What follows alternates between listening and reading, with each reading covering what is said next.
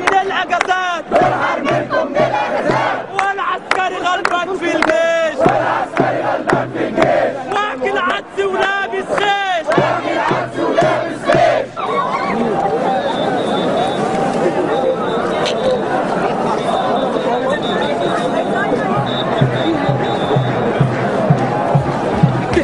عايز الميدان يبقى نظيف، مش عايز الناس تقول ان احنا عملنا مظاهره ووسخنا الشارع. يعني ناس حضاريه ومش بنوسخ المكان. الشعب يريد اسقاط النظام، الشعب يريد اسقاط النظام.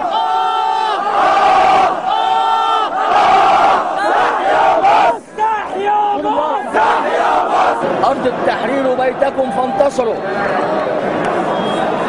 يسقط مبارك وأعوان مبارك. يا شباب مصر، هذه الثورة أنتم، هذه الثورة ملككم وليست ملكا لأحد آخر، والمطلوب منكم أمر واحد فقط: أن تصمدوا في أماكنكم ولا تتحركوا.